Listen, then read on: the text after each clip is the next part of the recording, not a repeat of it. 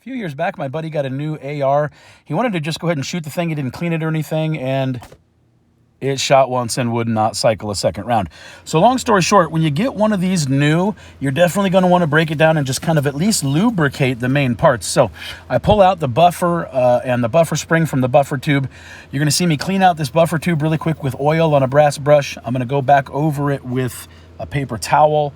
And basically, I'm just trying to clean out any crud that might be in there from the manufacturing process, right? This is a different rifle than the one that's in the first video.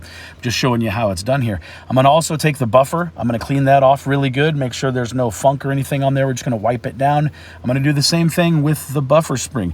Now, again, the point here is my buddy didn't do any kind of break-in. He just basically kind of took it from the person, or, you know, the company that sold it to him. He just took it out and tried to shoot it, and it basically didn't fire after the second round. I did a quick cleaning similar to this on his rifle, and that thing was back up and running, literally running full magazines. So clean off the buffer tube, the buffer spring, and the buffer, put it all back together. Any contact points here with the trigger, this is where the hammer is going to ride under the bolt carrier group, so we do want to lubricate that. Let's go ahead and get the upper receiver as well. The bolt carrier group's coming out, the charging handle's coming out.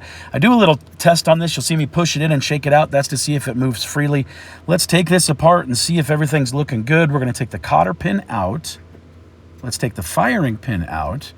This little cam pin will actually spin, and then you can pull that out, and then your bolt pops out. Now, what I really want to do here is I want to get down into this bolt carrier. I want to see if there's any funk or grime or anything in here. So just a Q-tip with some oil. I'm going to just go back and forth in here really quick, and you can see a lot of grime did come out of there.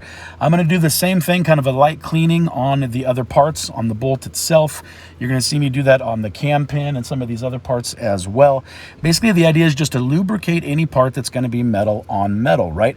Same thing with the firing pin. And then I'm going to reassemble everything, put it back together in the opposite order. The main thing is any contact point, same with this bolt carrier, any contact point, I need to just put a little light coating of oil on. So we're going to do that really quickly here. And again, just anywhere where you think there's going to be crud or like grime or any kind of contact between metal on metal, just put a thin coating of oil on there. Put this bolt carrier group back together in the opposite order you did it. You know, if you're watching here, if you've made it this far, you should know how to assemble and disassemble this. Get everything put back together. You're going to see me do that test again where I push the bolt into the bolt carrier group. I shake it to see if it comes out. I'm going to stand it up. The gas rings hold. Bolt carrier group's looking good. Let's get the charging handle lubed up as well. And here's really the key. I think this is where my buddy had his problems with his. The inside of this receiver tends to have a lot of like grime and stuff from the manufacturing process. You need to get this out before you actually use the rifle. So basically just a little bit of oil on a paper towel. I use a flathead screwdriver to get down into that channel. That's the channel where the charging handle would ride. But I'm also going to get the inner walls, like where the bolt carrier group would ride through there as well. Basically anywhere where there's going to be metal on metal, I'm going to clean. Make sure you check your barrel, check your bore, check your chamber, make sure there's no obstructions or problems there. Reassemble everything, and then we're going to put the upper and lower back together. Now here's the key. Once you get them back together, charge this thing hundreds of times, thousands of times. See how many you can do. I'll literally try to get to 1,000 times, and this thing will run like a champ after you do that. Good luck, guys.